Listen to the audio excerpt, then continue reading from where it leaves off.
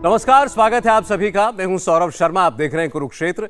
2024 की चुनावी जंग अब महीनों में नहीं बल्कि दिनों में गिनी जा रही है। बीजेपी, कांग्रेस, विपक्षी क्षेत्रीय शत्रप सब अपने अपने हथियार तैयार कर रहे हैं। बीजेपी का दावा है मोदी लहर पिछले सारे रिकॉर्ड तोड़ेगी, 303 सीटों से भी ज्यादा बीजेपी जीतेगी। इस बार सरकार की योजनाओं की ग्राउंड पर जो डिलीवरी हुई है उसका अंडरकरंट है, यह बीजेपी का दावा है, जो पहले यूपी में और फिर गुजरात में दिखाई दिया।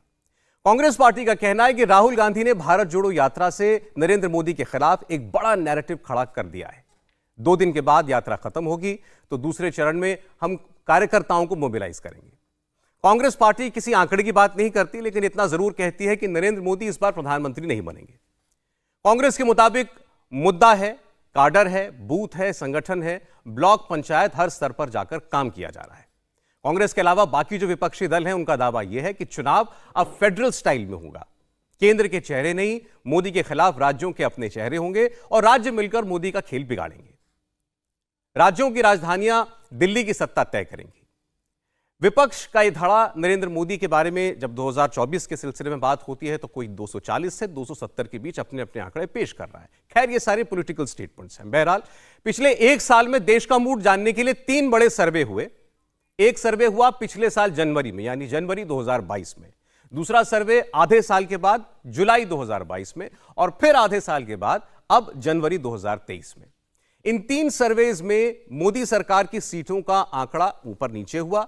हालांकि अकेले बीजेपी को अपने दम पर बहुमत मिल सकता है, ऐसा इन तीनों सर्वे में इशारा किया गया है। पिछले जनवरी के सर्वे से इस बार इस जनवरी के सर्वे में बीजेपी की सीटें कुछ बढ़ती हुई दिखाई देती हैं, लेकिन जुलाई में जो सर्वे हुआ उसके मुकाबले कम होती हैं।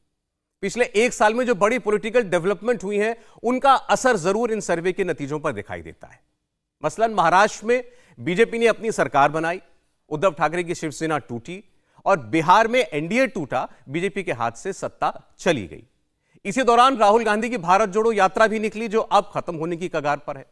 4 महीने में राहुल गांधी कन्याकुमारी से लेकर कश्मीर तक की यात्रा कर चुके हैं। तो क्या महाराष्ट्र में सरकार बनना और बिहार में सरकार जाना, ये दोनों बीजेपी के नुकसानदायक कहे जा रहे हैं? क्या राज्यों का गणित, केंद्र के समीकरण बदल रहा है, या फिर ये राहुल गांधी का इंपैक्ट है? इस सर्वे में जो आंकड़े दिखाए जा रहे हैं उनसे एक बात साफ है कि बीजेपी को अपनी रणनीति में कुछ परिवर्तन शायद करना होगा, या चुनाव से पहले कोई एक बड़ा कार्ड बीजेपी को चलना पड़ेगा। इन तीनों बड़े सर्वेक्षणों पर आज हम कुरुक्षेत्र में बात करेंगे। ग्राउंड पर बदलाव दिखाई दे रहा है जिसे दिल्ली में बैठकर सुना जाना चाहिए, या फिर ऐसा कुछ नहीं? हमारे साथ विश्लेषक भी हैं, उनके साथ बात होगी। मैं सबसे पहले आपको मेहमानों से परिचय करा दूं। के शर्मा जी स्टूडियो में हमारे साथ हैं, भारतीय जनता पार्टी के प्रवक्ता। शर्मा साहब स्वागत है। कांग्रेस पार्टी से हमारे साथ साधना भारती जी हैं। साधना जी स्वागत है आपका। हमारे साथ हैं वरिष्ठ पत्रकार हर्षवर्धन त्रिपाठी जी। त्रिपाठी जी स्वागत है। सीएसडीएस से प्रोफेसर संजय कुमार जी हमारे साथ हैं। प्रोफेसर स्वागत है आपका भी। और एक और बड़ी खास मेहमान आज हमें ज्वाइन कर रही है, सीनियर जर्नलिस्ट नीरजा चौधरी जी, वो भी हमें ज्वाइन कर रही है। नीरजा जी, आपका भी स्वागत है। आपके सामने जल्दी से हम ये तीनों सर्वे के आंकड़े रख देते हैं, एक कंपैरिजन हमको मिलेगा। और मैं एक बात और साफ कर देता हूं कि ये 3 सर्वे अलग अलग एजेंसीज के हैं, तो इस लिहाज से इनका सीधी तुलना करना थोड़ा मुश्किल है, लेकिन फिर भी हर सर्वे आपको एक इशारा जरूर देता है। तो पहला सर्वे आपके सामने जो आ रहा है, ये सी वोटर का सर्वे, जो कि जनवरी 2022 में हुआ था, यानी अब से ठीक 1 साल पहले। और इस सर्वे के नतीजे आपको बता रहे हैं कि उस वक्त एनडीए 296 सीटें अपने दम पर पाता दिखाई दे रहा था, बीजेपी 271 सीटें जीतती हुई दिखाई दे रही थी।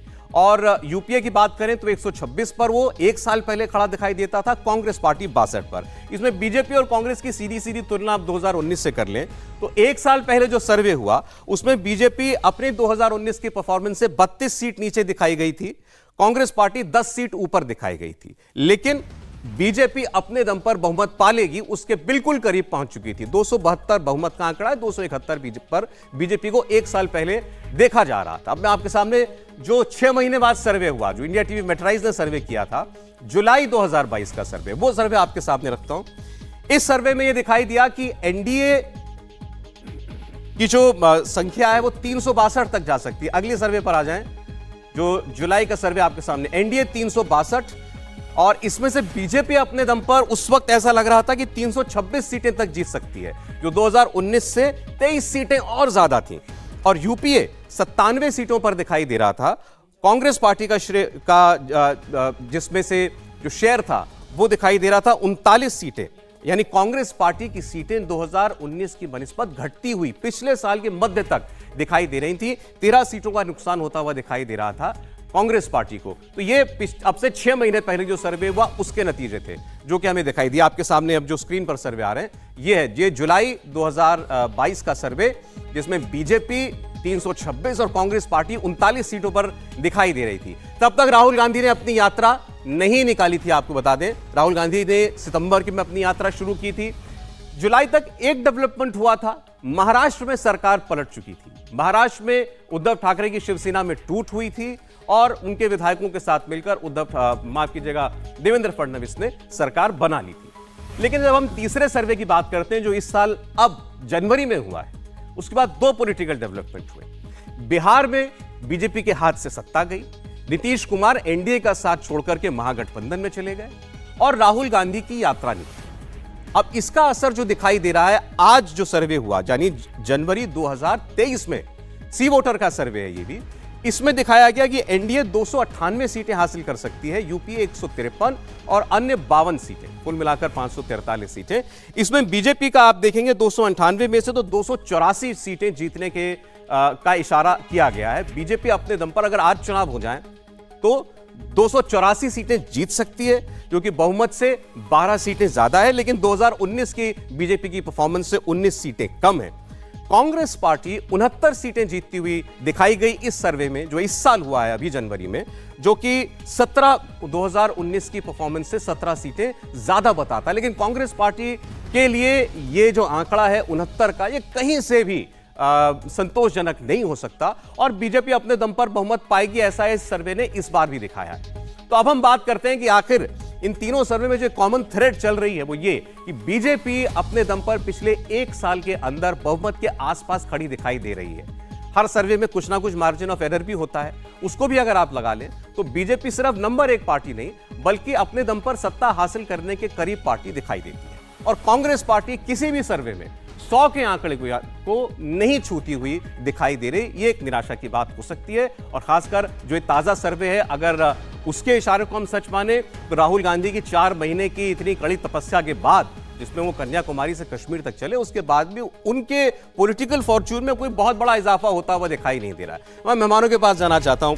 पहले शर्मा साहब, एक आंकड़ा और अगर स्क्रीन पर आ जाएगा, वो जो आपको मेजर नुकसान दिखाया गया इस सर्वे के अंदर, उसमें वो 2 बड़ी पॉलिटिकल स्टेट हैं जहां फेरबदल हुआ, जिसका हमने जिक्र किया, महाराष्ट्र का और बिहार का।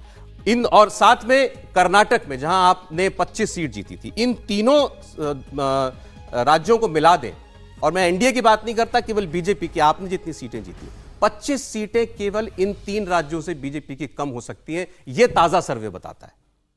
देखिए सौरभ जी, ये जो सर्वे आते हैं ये एक दिशा दिखाते हैं और मैं पूरा सम्मान करता हूं इस सर्वे का। और आप पिछले 1 वर्ष से, अभी आप बता रहे हैं पिछले 1 वर्ष 1 साल का ट्रैकर मान लें। हाँ, ट्रैकर। हर सर्वे एक चीज तो दिखा रहा है कि भारतीय जनता पार्टी अपने दम पर बहुमत प्राप्त कर सकती है और बहुमत प्राप्त करके सरकार बना सकती है। आपने 2 स्टेट का जिक्र किया। 2 स्टेट पे मैं आपको बताना चाहता हूं कि आज महाराष्ट्र में स्थिति क्या है। महाराष्ट्र में शिवसेना का जो सबसे बड़ा धड़ा है, जो टूट हुई, उसमें जो सबसे बड़ा धड़ा है वो आज हमारे साथ है वहाँ पे। और बिहार में जो जेडीयू हमसे अलग हुआ है उसका अभी एक इफेक्ट वहाँ पर दिख रहा है।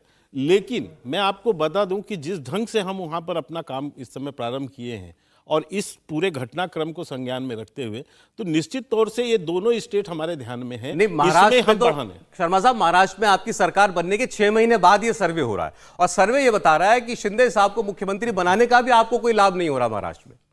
ऐसा नहीं है सर। आप एक चीज सौरभ जी मानेंगे, यहाँ कई वरिष्ठ लोग भी बैठे हैं, जो विधानसभा जो होता है और उसका जो मैटर है वो लोकसभा में उसका यानी रिजल्ट उसको इफेक्ट करे, ऐसा नहीं है। आपने एक नहीं एक यानी 100 उदाहरण देख सकते हैं इसके। जब लोकसभा का विषय आता है तब जो है एकदम से पूरे देश का एक मूड चेंज हो जाता है। यदि आपको मैं उदाहरण में कहूं कि 2019 में हम जो है 3 राज्य हार गए, ठीक 4 महीना पहले, और उसी तीनों राज्यों का परिणाम आप लोकसभा में देखिए। राजस्थान में लगभग पूरी सीट हम जीत गए, मध्य प्रदेश में एक सीट छोड़ के हम जीते, और छत्तीसगढ़ में 11 सीटें जीते जी। कंप्लीट।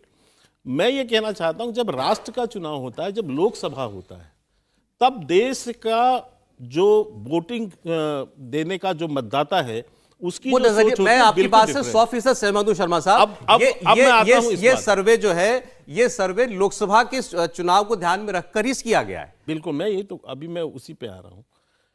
होता क्या है कि जैसे जैसे ये चीजें अभी साल भर और हैं, आप देखिएगा कि ये इसमें काफी वृद्धि होती हुई आपको नजर आएगी इस दोनों स्टेट में भी। जी, ये हमको कॉन्फिडेंस है, क्योंकि हम वहां पर जिस ढंग से काम कर रहे हैं उससे हम कॉन्फिडेंस का कह सकते हैं। रही बात, यदि पूरे सर्वे को आप मिला रहे हैं तो ये तो क्लियर है कि भारतीय जनता पार्टी की सरकार जो है वो अपने बहुमत पे भी बन रही है, और एनडीए के साथ में हम जो है 2/3 मेजॉरिटी तक जाने के लिए हम बिल्कुल प्रयासरत हैं। आप कह रहे हैं तीनों सर्वे का एक ही सूत्र है, एक ही ट्रेंड है कि आप बहुमत के करीब पहुंच रहे हैं। किस राज्य में कितना घटना, कितना बढ़ना है, वो अलग, वो दूसरा विषय। अब कुछ राज्यों में इसी सर्वे में दिखाया ना कि 3-4 ऐसे कुछ राज्य ऐसे हैं जहां पर आप बढ़ेंगे भी, उनके भी अभी कुछ बढ़ रहे हैं, उनके अभी हम चर्चा करते हैं। साधना जी, फिर मैं कहूंगा है सर्वे, और फिर वो डिस्क्लेमर देना जरूरी है। जनवरी का सर्वे पिछला और इस जनवरी का सर्वे एक एजेंसी ने किया था, सी वोटर ने, और जो बीच का सर्वे पिछले साल जुलाई का है वो इंडिया टीवी मेट्राइज का सर्वे है। तो आप तीनों को लेकिन एक थ्रेड में लेकर के चलेंगे। एक बात साफ दिखाई दे रही है, राहुल गांधी जी की यात्रा का इंपैक्ट जोड़ भी लें, आप बढ़ रहे हैं लेकिन 100 के करीब नहीं पहुंच रहे। जी देखिए, मुझे लगता है कि आपने सर्वे किया है, उसका पूरा सम्मान करती हूँ, लेकिन ये मेरा संवैधानिक अधिकार है कि मैं पूरी तरह से असहमति भी दर्ज करा सकती हूँ। मैं असहमति बिल्कुल दर्ज कराती हूँ। कारण ये है कि आपका सर्वे जो बता रहा है ठीक है, लेकिन लोग क्या बता रहे हैं वो भी तो देखिए। आप पिछले 1 साल की बात कर रहे हैं, मैं तो कहती हूँ पिछले जितने साल इन्होंने शासन किया वो देख लीजिए, किस वादे से आए थे। कह रहे थे 2022 तक हर गरीब आदमी को पक्का मकान मिल जाएगा, मिल गया क्या? कह रहे थे 15 से 20 लाख रुपए हर गरीब आदमी के बैंक अकाउंट में आ जाएगा, भारतवासी के प्रत्येक, आ गए क्या? इन्होंने कहा था कि 2022 तक बुलेट ट्रेन दौड़ेगी, दौड़ रही है क्या? इन्होंने कहा था कि हम पूरी तरीके से आर्थिक व्यवस्था को इतना सुधार देंगे, पता नहीं कितने अरब डॉलर की हो जाएगी, हो गई क्या? बेरोजगारी चरम पर है, महंगाई चरम पर है। और मैं एक बात कह देती हूं, अभी इन्हीं की पार्टी की वरिष्ठ नेत्री हैं माननीय सुश्री उमा भारती जी ने एक समय पर कहा था कि मोदी जी विकास पुरुष नहीं विनाश पुरुष हैं। लेकिन साधना भारती के नजरिए में परम आदरणीय हमारे प्रधानमंत्री मोदी जी ना तो विकास पुरुष हैं ना ही विनाश पुरुष हैं, वो मात्र धर्म को धंधा बनाने वाली भाजपा की अम्माजान आरएसएस के विश्वास पुरुष हैं, जो कि झांसाराम बाबा का झूठ चाप चूर्ण लगातार बांट रहे हैं पिछले सालों से। और मैं एक बात अंतिम में जरूर कहूंगी कि लगातार महिलाओं का अपमान, धर्म को धंधा बनाने का काम, और आप मंडल और कमंडल की दोनों की नाव में पैर रख के चुनावी वैतरणी पार करने। साधना जी, मैं केवल एक बात आपसे कहना चाहता हूं, आपने जितनी भी बातें कही, ये आपके पॉलिटिकल आरोप हैं इनके ऊपर, अपनी जगह वो सही भी हो सकते हैं, गलत भी हो सकते हैं। मैं उस विषय में आज जाना नहीं चाह रहा, क्योंकि आज हम केवल आंकड़ों की बात कर रहे हैं। अब जो आपने जितनी बातें कही, मैं उसको फिर अगर केवल डेटा से देखूं, ये सारे आरोप 2014 से लगते आए, 2019 में ये 2014 से भी ज्यादा सीटों से जीते। अब उसकी जो वजह रही हो, मैं ये नहीं कह रहा हूं कि जो 19 में हुआ वो 24 में भी हो जाएगा, कुछ भी हो सकता है, लेकिन जो एक ट्रेंड बता रहा है वो ये बता रहा है कि आप अपना ग्राफ उतनी तेजी से नहीं बढ़ा पा रहे जितना होना चाहिए। आपकी पार्टी का अपना जो भी इंटरनल कैलकुलेशन हो, तो इतना तो आप मानते हैं ना कि 14 के बाद 19 भी झटका था आपके लिए। नहीं, देखिए मैं ये कहूंगी कि राजनीति में जीत और हार एक पहलू है, उसको हमने एक्सेप्ट किया है। हाँ, ये मैं जरूर कहूंगी, हो सकता है कि हम जनता को एक समय पे समझाने में नाकाम रहे हों, लेकिन ये नहीं कह सकते कि एक बलात्कारी को एक संस्कारी बता देना अच्छा हो गया। ये नहीं आप कह सकते कि प्रत्येक वर्ष 2 करोड़ लोगों को हम रोजगार देंगे और नहीं दिया तो ये बहुत अच्छा काम कर दिया। ये बातें आपको जनता के पास ले जानी है, बलात्कारी, यही बातें आपको जनता को समझानी है, आपको अपना नैरेटिव उनको समझाना है। ये जो ट्रेंड दिखा रहे हैं ये बदलेंगे, 2024 में मोदी जी सत्ता के शिखर से उतर जाएंगे। अच्छा, तो आप अपनी पार्टी के लिए कोई हमें ग्राफ बताना चाहती है? आप लोग कांग्रेस पार्टी को क्या लगता है, इस बार कांग्रेस जो है 150-200 पहुंच सकती है, या कांग्रेस को लगता है अपने दम पर भी सरकार बना सकती है? राष्ट्रीय प्रवक्ता हूं आदरणीय, मैं भविष्य वक्ता नहीं हूं। ये मैं एग्जैक्ट आंकड़ा ना तो मैंने कभी आज तक दिया है, नहीं तो आप उठा के देख ले साधना भारती की कोई भी डिबेट, और ना मैं आज दूंगी। लेकिन इतना जरूर कहूंगी कि जनता अंधविश्वास, पाखंड, ढोंग, मंडल, कमंडल, धर्म, जाति सबके पैमाने से उठकर बेरोजगारी, महंगाई के खिलाफ वोट करेगी और भाजपा की सत्ता से सुपड़ा साफ चलिए करने ठीक, का शर्मा जी बोलना चाह रहे हैं, बहुत सारी बातें हैं, आप बोल लीजिएगा एक मिनट पहले। मैं आरोप प्रत्यारोप पे नहीं जा रहा हूँ। हाँ, छोटे में, क्योंकि बाकी लोगों में एक बिल्कुल। कमेंट ले लूं। उनको जो आरोप कांग्रेस की प्रवक्ता को लगाना है, ये तो हम पिछले 5 साल क्या 10 साल से सुनते ही आ रहे हाँ, हैं लेकिन सौरभ जी, सुधरेंगे लेकिन इसमें जनता को कोई इफेक्ट नहीं हो रहा है। जनता क्योंकि विश्वास ही नहीं कर रही है, विपक्ष विश्वसनीय रूप में बचा ही नहीं। मैं केवल आंकड़ों से एक बात बताता हूं, गत 2022 को ले लीजिए, 2019 के बाद ये सारे कैसेट्स हमने सब रेगुलर सुनते हैं हम। 2022 में 7 राज्यों में विधानसभा के चुनाव हुए। 7 राज्यों के विधानसभा में 5 राज्यों में भारतीय जनता पार्टी चुनाव जीती, ठीक है, एक में कांग्रेस जीती और एक में आम आदमी पार्टी। चलिए ठीक, अब मैं बताता हूं, 120 के लगभग उपचुनाव हुए हैं 2019 से लेकर अभी तक। 78 उपचुनाव में भारतीय जनता पार्टी जो है विजय हुई। मैं कह रहा हूं सर, मैं देखिए ये कह रहा हूं कि इसका कोई आंकड़े अंत नहीं है। जनता आप ही की क्या बात दिखा को रही? आगे रखते हुए विधानसभा उपचुनाव को छोड़िए, आज हम बात कर रहे हैं लोकसभा की मैं दृष्टि से लोकसभा बात पे कर रहे मैं हैं। ये इनके बात पर ही कह रहा हूं चलिए, कि ठीक है। इतना यदि आरोप प्रत्यारोप कर रहे हैं तो जनता क्यों नहीं एक बार मान मैं रही? नीरजा आपकी जी को, एक विश्वसनीयता बार जरा नहीं है, नीरजा जी को ना चर्चा में नेतृत्व लाना की चाहते बती है, हैं। नीति मैम बती स्वागत है आपकी। आपका। आज हमने 3 सर्वे की बात की है। जनवरी पिछले साल से लेकर इस साल जनवरी, जो ब्रॉड ट्रेंड है वो ये बता रहा है कि बीजेपी अपने आप बहुमत के नजदीक हमें दिखाई दे रही है, बहुमत के ऊपर दिखाई दे रही है। कांग्रेस पार्टी मैक्सिमम 19 का जो 52 सीट है उससे बढ़कर के 69 तक जाती हुई दिखाई दे रही है, और इसमें फैक्टर इन किया गया है भारत जोड़ो यात्रा के सारे इंपैक्ट को। मुझे आपसे यह जानना है कि क्या राहुल गांधी के इतने परिश्रम का इतना ही असर दिखाई देता है, आपको पड़ सकता है चुनाव पर, या ये रीडिंग गलत है? देखिए, ये मुझे नहीं लगता कि रीडिंग गलत होगी, क्योंकि राहुल गांधी को बहुत उत्साह रिस्पांस मिला है, लोग आए हैं उनको देखने, खुश भी हैं, लेकिन उस गुडविल को परिवर्तित करना वोट में, उसके लिए और चीजों की भी जरूरत है, और सबसे इम्पोर्टेंट चीज है एक मजबूत संगठन। कांग्रेस का संगठन मरता चला जा रहा है, तो कांग्रेस कैसे भुनाएगी अगर गुडविल है भी? कुछ लोग जो कि भाजपा की तरफ थे वो इस तरफ शिफ्ट करना चाहे, तो अभी हमें मालूम नहीं शिफ्ट करना चाहेंगे, लोग रिस्पॉन्सिव रहे हैं। तो अगर संगठन ना हो और लोग वोट देते हैं एक किसी को, तो वो तब होता है जबकि आक्रोश होता है, सिर्फ नाखुशी नहीं, डिससैटिस्फैक्शन नहीं, जब गुस्सा एकदम आक्रोश की तरह होता है। तो अगर नरेंद्र मोदी के खिलाफ आक्रोश की भावना पैदा होती है अगले महीनों में, तो शायद फायदा राहुल गांधी और कांग्रेस को मिलेगा। अगर नहीं होता है, और अभी तक तो ऐसा नहीं दिख रहा है कि उनकी पॉपुलैरिटी में क्षति हुई है, तो फिर कांग्रेस के लिए मुश्किल होगा, इंप्रूवमेंट होगा।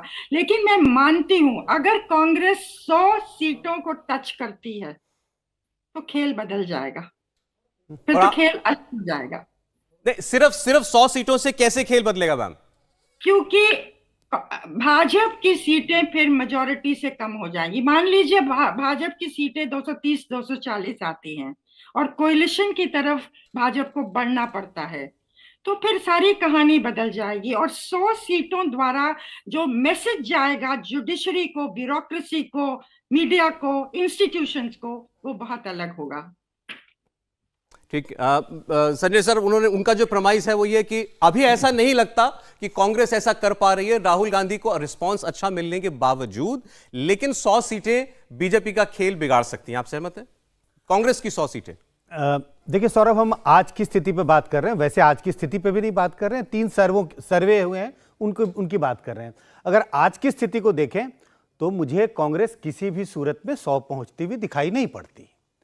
अगर कांग्रेस 100 पहुंच भी गई तो वो सरकार कैसे बना लेगी? बीजेपी को बड़ी चुनौती, बीजेपी को चुनौती तो मिलेगी, क्योंकि अगर कांग्रेस की 100 सीटें होंगी तो बीजेपी की सीटें नीचे जाएंगी, जाहिर है। लेकिन वो चुनौती हो सकती है बीजेपी के लिए, लेकिन क्या इतनी बड़ी चुनौती हो जाएगी कि बीजेपी के लिए असंभव हो जाएगा सरकार बनाना? मुझे ऐसा नहीं लगता। लेकिन मुझे लगता असंभव, मुझे आज ये लगता है कांग्रेस के लिए 100 सीटों पर पहुंचना असंभव दिखाई पड़ता है मुझे। और ये जो बात हमने 3 राज्यों का जिक्र किया, कर्नाटक, महाराष्ट्र, बिहार, इन 3 राज्यों में ये आंकलन है इन सर्वेस का, यहां पर बीजेपी को बड़ा डेंट पहुंचेगा अभी लेकिन शर्मा साहब इससे सहमत नहीं है। उनका कहना है जब नरेंद्र मोदी के नाम पर वोट मांगा जाएगा तो आपको नुकसान होता हुआ नहीं दिखाई देगा।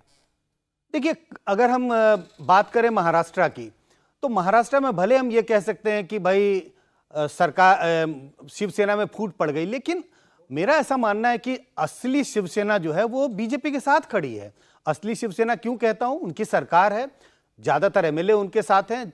ये जरूर है कि अभी जनता में कौन से धड़े का कितना एक तरह से बोलबाला है उसका कोई टेस्ट नहीं हुआ है, लेकिन हम आकलन कर सकते हैं। मुझे लगता है कि जो असली शिवसेना या जिसकी ज्यादा पकड़ है वो बीजेपी के साथ है, तो बीजेपी को उतना बड़ा नुकसान मुझे महाराष्ट्र में होता हुआ दिखाई नहीं पड़ रहा है।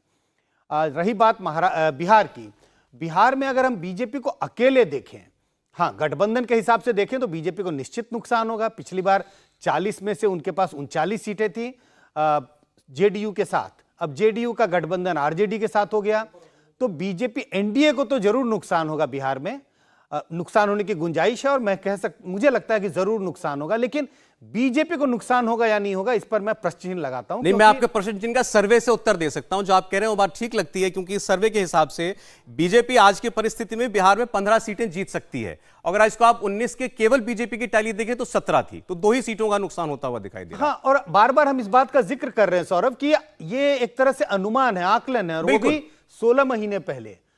और ये दर्शकों को भी ये बताना चाहिए जिस आंकड़े का अभी हम जिक्र कर रहे हैं, जो लेटेस्ट आंकड़े हैं जनवरी के, वो पिछले 15 दिनों में नहीं इकट्ठा किए गए हैं, ये पूरे साल भर का आंकड़ा है।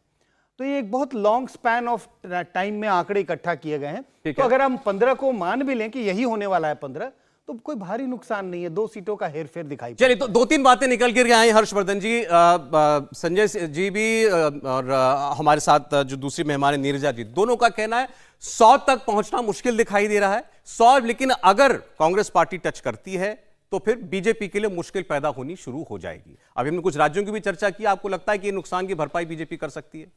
देखिए सौरभ जी, सबसे पहले तो मैं यही कहूँगा कि कांग्रेस के लिए कितना बड़ा संकट है कि कोई भी राजनीतिक विश्लेषक वो ये नहीं कह रहा है कि कौन जाएगा, भाजपा कितनी नीचे आएगी, कहाँ, वो कह रहे हैं किसी भी तरह 100 पहुंच जाए तो कुछ कर सकते हैं।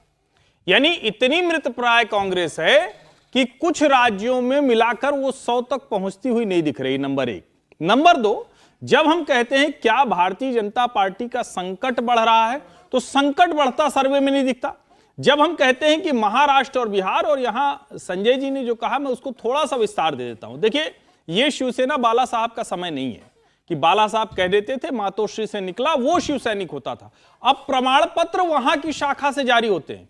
अब जो शाखा है उस पे बाकायदा जो एकनाथ शिंदे वाली शिवसेना है, बाला साहब वाली शिवसेना, वो जाके झंडा गाड़ चुकी है। तो मुझे लगता है कि वो वाला वर्ग जिसको लगता है कि उद्धव ठाकरे उससे डेविएट कर गए, जो बाला साहब कहते थे उससे हट गए, तो क्या वो अब भी इसलिए साथ रहेंगे कि वो बाला साहब के बेटे हैं? एक बड़ा प्रश्न। दूसरा जो बड़ा प्रश्न है, जो मुझे लगता है कि आज की तारीख में शायद किसी को नहीं समझ में आ रहा है, पद्म पुरस्कारों का जो ऐलान हुआ है, कई लोग इससे सहमत नहीं होंगे। भाजपा के घनघोर समर्थक तो कह रहे हैं कि मुल्ला मुलायम कहा करते थे, और चूंकि उधर से भी अच्छा लगता था, मुस्लिम वोट आ जाते थे, तो लेकिन ये जो चीजें हैं, ये बिहार और उत्तर प्रदेश की राजनीति में नरेंद्र मोदी के लिए नया स्पेस बनाएंगी, नए तरह के लोगों को जोड़ेंगी, और मोटा मोटा कांग्रेस पार्टी इन चुनौतियों से लड़ती नहीं दिख रही। वो सोच रही बस किसी तरह लोग कहें कि अरे नहीं भाई विपक्ष होना चाहिए, इसलिए चलो इसको। तो कांग्रेस 100 नहीं छुएगी, आपको भी ऐसा लगता है? निश्चित तौर पर। चलिए ठीक है। अभी तक हमने बात की इन 3 सर्वे के जो ब्रॉड ट्रेंड्स हैं। ब्रॉड ट्रेंड यही है कि बीजेपी अभी भी अपने दम पर सरकार बनाती हुई दिखाई दे रही है। इस साल जो सर्वे हुआ उसमें भी, और पिछले साल जो सर्वे हुए उनमें भी कांग्रेस पार्टी का ग्राफ तेजी से नहीं बढ़ रहा है, भले ही गुडविल राहुल गांधी की यात्रा को जरूर मिल रही हो, यह भी साफ दिखाई देता है। स्वागत है, आप देख रहे हैं कुरुक्षेत्र में आज हम बात कर रहे हैं कुछ आंकड़ों की। 2024 में लोकसभा के चुनाव होंगे, लेकिन हम आज से 1 वर्ष पीछे तक, यानी इस 1 वर्ष में जो सर्वे हुए हैं उनका एक ब्रॉड ट्रेंड समझने की कोशिश कर रहे हैं। इसमें पिछले जनवरी, यानी जनवरी 2022 से लेकर जनवरी 2023 तक के सर्वे बता रहे हैं कि बीजेपी अपने दम पर सरकार बना लेगी, ऐसा अभी प्रतीत हो रहा है। तीनों सर्वे में ऐसा दिखा है। कांग्रेस पार्टी इंप्रूव करती हुई हमें दिखाई दे रही है, लेकिन कहां फायदा, कहां नुकसान और किन राज्यों में चुनौती है, एक नजर उस पर भी हम डाल लेते हैं। नरेंद्र मोदी की पार्टी को कहां फायदा हो सकता है, इस साल के सर्वे में क्या दिखाई देता है? अगर आप असम की बात करें, 2019 की 9 सीटों से बढ़कर 12, यानी 3 सीट का फायदा हो सकता है। तेलंगाना में 4 से बढ़कर 6 हो सकते हैं, 2 सीट और। इसके अलावा पश्चिम बंगाल में 18 से बढ़कर 20 सीटें बीजेपी पहुंच सकती है। और इसमें अगर आप जोड़ दें उत्तर प्रदेश को, तो उत्तर प्रदेश में बीजेपी 64 से बढ़कर 70 तक आ सकती है। ऐसा इस पर जो सर्वे हुआ उससे हमें अनुमान लगता है। यानी इन चारों राज्यों में मिली बढ़त को, और अगर ये बढ़त मिलती है तो आप जोड़ लें तो ये 12 सीटों का फायदा बीजेपी के लिए हो सकता है। लेकिन हमने पीछे अभी जिन 4 राज्यों की बात की जहां बीजेपी को ज्यादातर पर्यवेक्षक मान रहे हैं कि कुछ डेंट जरूर पड़ेगा, वो है कर्नाटक, महाराष्ट्र और बिहार।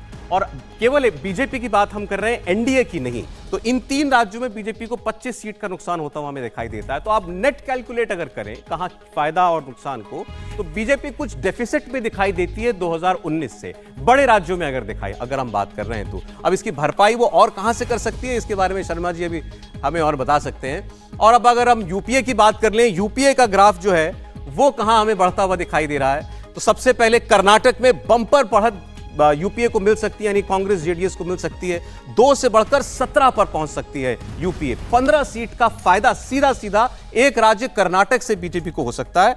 और अगर आप इसमें माफ कीजिएगा, यूपीए को हो सकता है। और बीजेपी की एक कंपैरिजन के लिए आपको दे रहा हूं, तो बीजेपी को कर्नाटक में सीधा 14 सीटों का नुकसान होता हुआ दिखाई देता है। अगर आप महाराष्ट्र की बात करें तो 6 से बढ़कर 34 यूपीए की टैली पहुंच सकती है। और बिहार में 1 से बढ़कर 25 तक, क्योंकि अब सारा विपक्ष इकट्ठा है। बिहार में तो खैर बिहार में वो सत्तारूढ़ दल है, अगर नेशनल पर्सपेक्टिव में देखो तो विपक्ष सब एकजुट है और बीजेपी अकेली वहां पर खड़ी दिखाई देती है। तो बीजेपी को नुकसान 24 सीटों का बिहार में होता हुआ हमें दिखाई दे रहा है।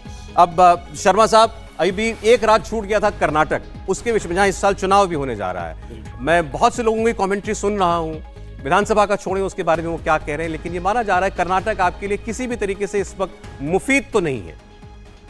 नहीं, ये ठीक है, चर्चा है, लेकिन मैं आपको ये बता सकता हूं कि कर्नाटक में भारतीय जनता पार्टी एक बार पुनः सरकार बनाने जा रही है, इसमें कोई दो मत नहीं। रही बात, आपने आंकड़े दिखाए, बिहार के संदर्भ में संजय जी ने बता ही दिया कि उसमें भाजपा को सिर्फ 2 सीट का नुकसान हो सकता है। और यदि महाराष्ट्र में देखें तो हम 23 सीट जीते हुए हैं वहाँ पर ऑलरेडी, तो वो सीटें और उसको वहाँ पर बढ़त ही मिली है। क्योंकि मैं पहले ही बात कह रहा था कि जो एक बड़ा धड़ा और जो वहाँ पर इफेक्ट डालता है वो आज हमारे साथ है। उद्धव जी की स्थिति तो वहाँ बहुत ही मुश्किल हो चुकी है, क्योंकि वो शिवसेना बची ही नहीं उस रूप में, ना उस सिद्धांत में बची है।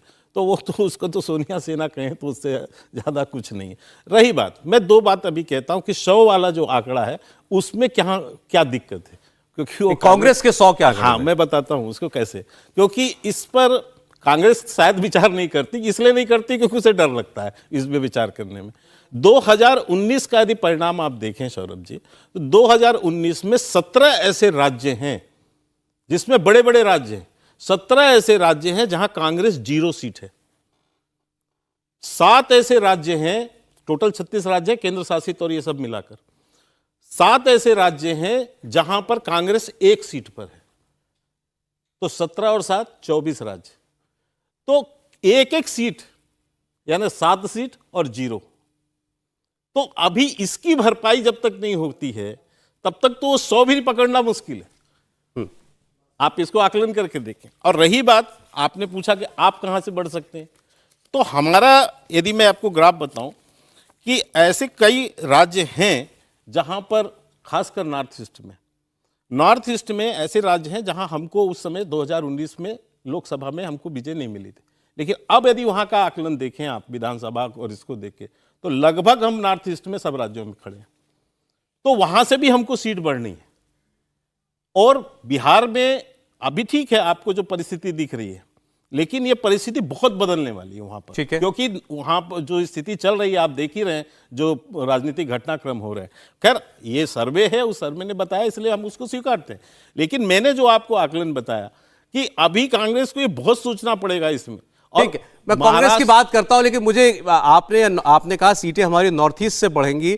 इतना फर्क जरूर, आजकल बीजेपी वालों से बात करें तो वो सीधे तमिलनाडु से शुरुआत करते हैं कि हमारी तमिलनाडु में सीटें बढ़ने जा रही हैं। और कई लोग तो कहते हैं 4-5 सीटें इस बार हम लोग बीजेपी जो है निकालेंगे। एक बात आपको और ऐड कर दूं कि हम इस बार तेलंगाना में और आंध्रा में अपनी सीट बढ़ाने जा रहे हैं, ये तय है। कि तेलंगाना में भी हमको अच्छा खासा वो मिलेगा लोकसभा में, और आंध्रा में भी हमको लोकसभा में। एक बार आपकी बात पर और नीरजा जी की बात पर मैं चाहता हूं एक बार जरा संध्या जी एक बार अपनी बात, साधा जी अपनी बात रखें। नीरजा जी के एनालिसिस भी ये था, राहुल जी की यात्रा को ट्रैक्शन मिल रहा है, लोग जुड़ रहे हैं, इसमें कोई शक नहीं, तस्वीरों में भी दिखाई देता है, लेकिन वो वोट में ट्रांसलेट करने के लिए आपके पास जो पार्टी का मैकेनिज्म होना चाहिए वो कहीं ना कहीं मिसिंग है।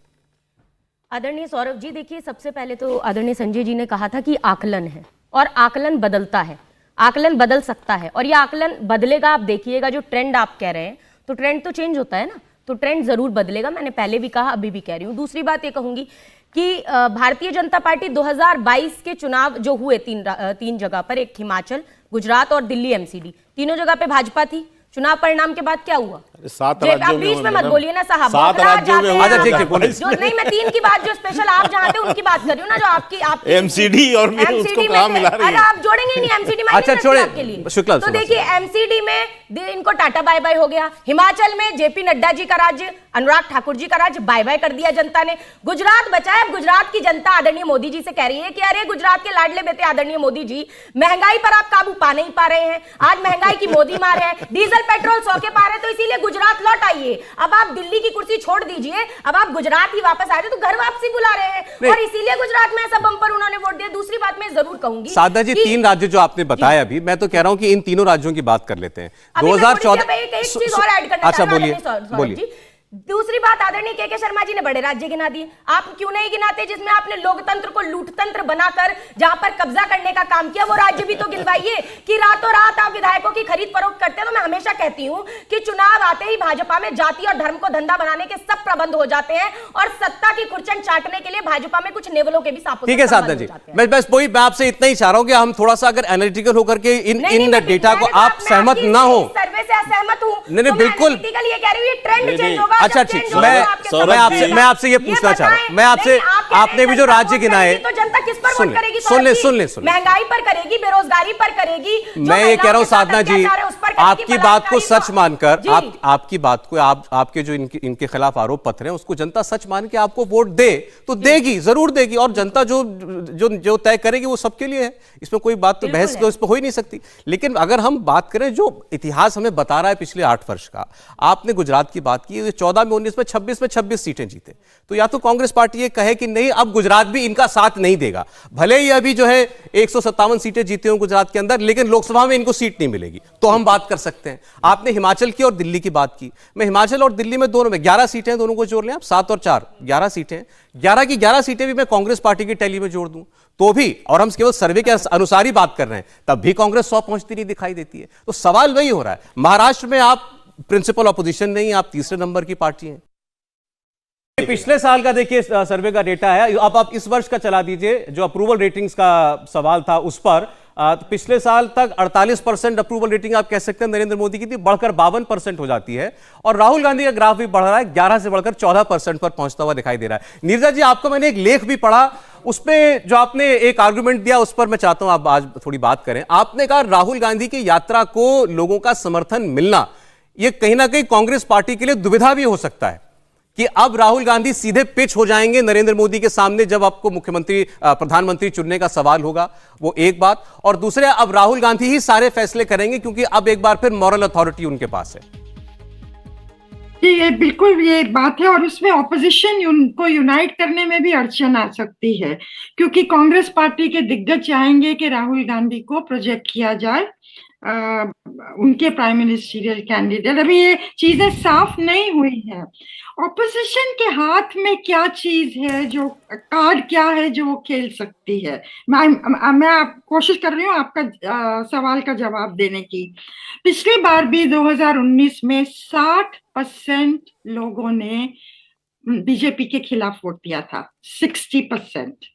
अगर लोकसभा कॉन्स्टिट्यूएंसीज में 1-on-1 कॉन्टेस्ट हो जाए कि ऑपोजिशन का जो वोट है, नॉन बीजेपी वोट है, वो डिवाइड नहीं हो, तो शायद ये संभव हो कि ऑपोजिशन अच्छी लड़ाई, तो भी ऐसा नहीं मैं कह रही हूँ कि भाजपा सरकार नहीं बना पाएगी, बट लड़ने का एक मौका मिलेगा, और वो तभी होगा अगर कांग्रेस पार्टी एक बैक स्टेप लेती है कि ऑपोजिशन में बाकी पार्टियों में जिसको बनाना है प्रधानमंत्री आप बनाइए, जी। पर ये 1-on-1 कॉन्टेस्ट हम करेंगे, जितनी कॉन्स्टिट्यूएंसीज में हो सकता है हम करने की कोशिश करेंगे।